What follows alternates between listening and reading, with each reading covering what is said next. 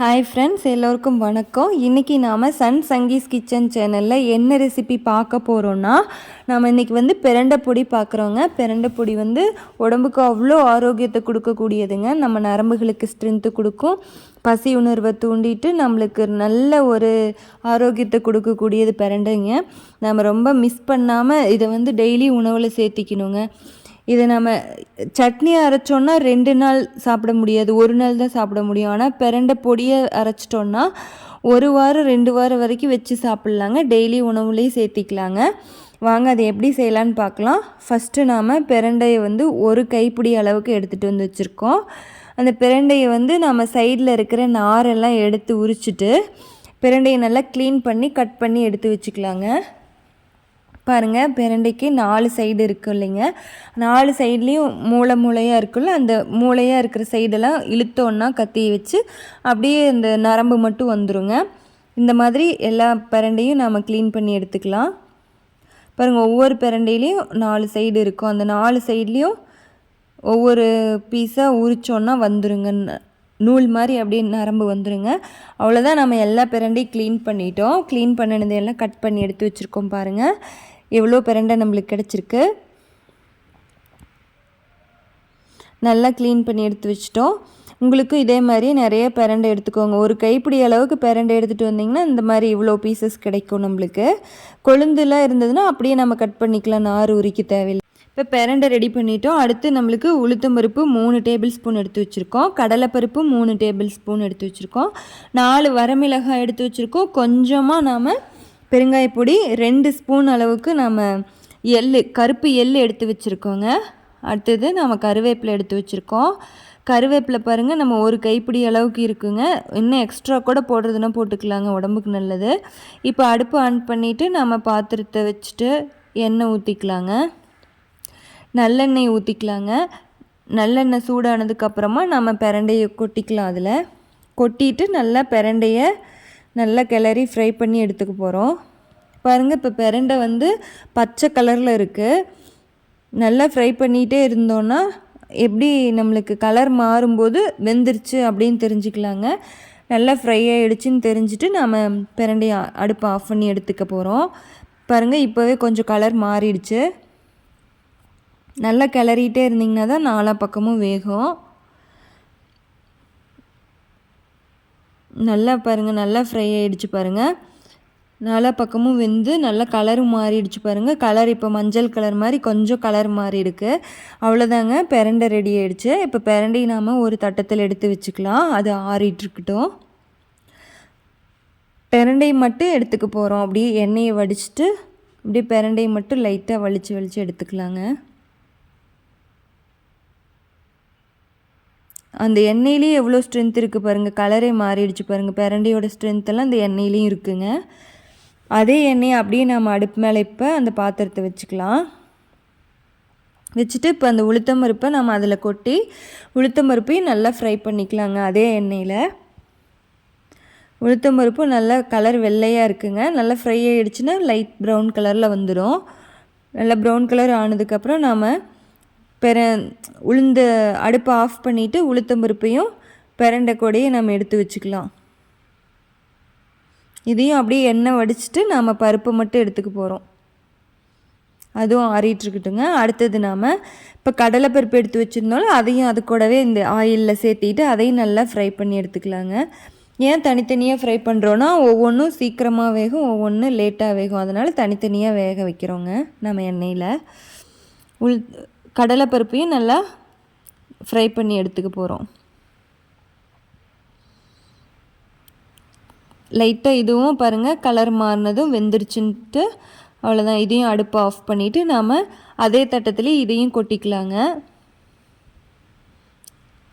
அதே மாதிரி எண்ணெய் நாம் விட்டுட்டு நாம் பருப்பு மட்டும் எடுத்துக்க போகிறோம். ரொம்ப சிம்பிளான பொருள் தாங்க, ரொம்ப ஈஸியாகவும் செய்யலாங்க. தேவையான பொருளே இந்த 4 பொருள் மட்டும்தாங்க. கண்டிப்பாக இது எல்லோருமே செய்யணுங்க. வீட்டுக்கு கண்டிப்பாக பிரண்டை பொடி வச்சு டெய்லி சாப்பிடணுங்க. உடம்புக்கு ரொம்ப நல்லது, நம்மளுக்கு ரொம்ப ஆரோக்கியத்தை கொடுக்கக்கூடியதை மிஸ் பண்ணவே கூடாதுங்க. அடுத்து நாம் இது கூடவே எள்ளும் கொட்டிட்டு நாம் அது அந்த எண்ணெயிலே ஃப்ரை பண்ணி எடுத்துக்க போகிறோம். எள்ளு வந்து ஒரு 5 செகண்ட் 10 செகண்டுக்குள்ளேயே பொரிஞ்சு வர ஆரம்பிச்சிடுங்க. அதனால் எள்ளு வந்து ரொம்ப நேரம் ஃப்ரை பண்ணிடாதீங்க, கருத்து தீஞ்சு போயிடும். ஏற்கனவே கருப்பு எள்ளு, கலர் நம்மளுக்கு தெரியாதுங்க. பாருங்கள் அப்படியே வெடிக்க ஆரம்பிச்சிருச்சு.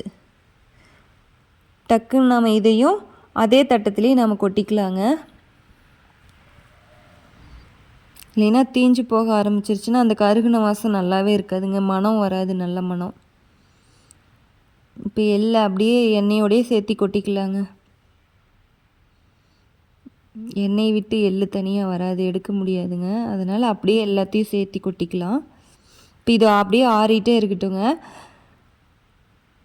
இப்போ நாம் கருவேப்பிலை எடுத்து வச்சுருந்தோம் இல்லைங்க, அதை அப்படியே நாம் ஆயில் விடாமல் அதே பாத்திரத்துலேயே அப்படியே வரமிளகாவையும் அந்த பெருங்காயப்பொடி எல்லாத்தையும் ஒன்றாவே வணக்கிக்கலாங்க. நாம் ஆயில் விட வேண்டாம், எண்ணெய் விடாமையே அப்படியே ஃப்ரை பண்ணிக்கலாங்க. கருவேப்பிலை வந்து நல்லா மொறுமொறுன்னு ஆயிடுச்சுனாவே போதுங்க, அவ்வளோதாங்க. இப்போ இது எல்லாமே ஆறிடுச்சுங்க. இப்போ நம்ம இதை மிக்ஸி ஜாரில் சேர்த்து அரைச்சிக்க போகிறோம். ஃபஸ்ட்டு கருவேப்பிலை வரமிளகாவையும் நாம் மிக்ஸி ஜாரில் அடியில் சேர்த்திக்கலாங்க.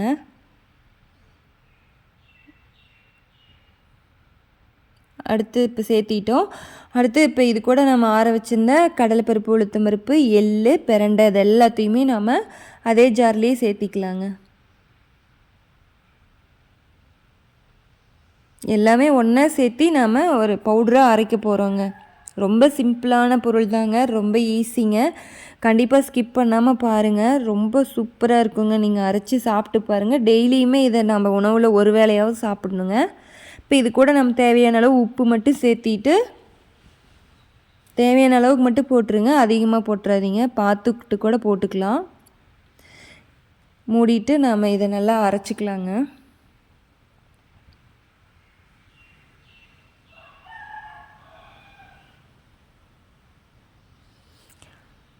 இடையில வந்து நம்ம ஒரு டைம் மூடி கழட்டிட்டு ஒரு கிளறி விட்டுக்கலாங்க.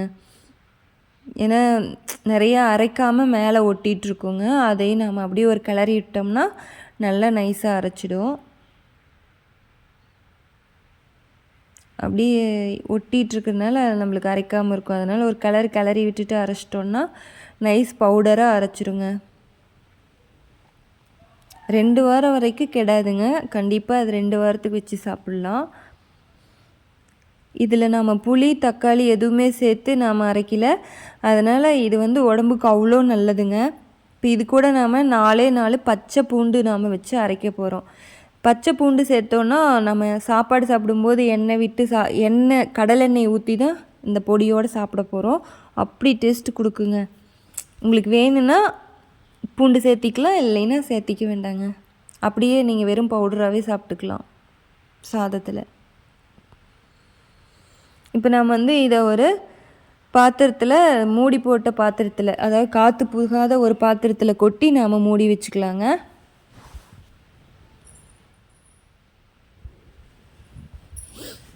இப்போ இதை வந்து நம்ம சூடான சாதத்தோடு சாப்பிட்றதுக்கு அவ்வளோ டேஸ்ட்டாக இருக்குங்க. குழந்தைங்களுக்கு கூட நம்ம ஊட்டி விடலாம் டெய்லியும். பாருங்கள் எவ்வளோ நல்ல பொடியாக வந்திருக்குன்ட்டு. சூடான சாதத்து மேலே இந்த பொடியை வச்சுட்டு இந்த பொடி மேலே நாம் கடலை எண்ணெயை ஊற்றிட்டு பிசைஞ்சு சாப்பிடும்போது அவ்வளோ டேஸ்ட்டு கொடுக்குங்க. இப்போ இது கூட நம்ம ரசம் கலந்து கூட சாப்பிட்லாங்க. இந்த பொடியிலேயே நாம் ரசம் ஊற்றிட்டு சாதத்தோடு சாப்பிடும்போது அது அவ்வளோ டேஸ்ட்டு கொடுக்குதுங்க. கண்டிப்பாக நீங்கள் ட்ரை பண்ணி பார்த்தீங்கன்னா தாங்க உங்களுக்கு இந்த டேஸ்ட்டு புரியும். ரொம்ப ஆரோக்கியமான உணவுங்க, இதை யாரும் மிஸ் பண்ணிடாதீங்க. கண்டிப்பாக நீங்கள் இதே மெத்தடில் ட்ரை பண்ணி பார்த்துட்டு டேஸ்ட்டு பிடிச்சிருந்ததுன்னா லைக் பண்ணுங்கள், ஷேர் பண்ணுங்கள், சப்ஸ்கிரைப் பண்ணுங்கள் ஃப்ரெண்ட்ஸ். Thank you friends.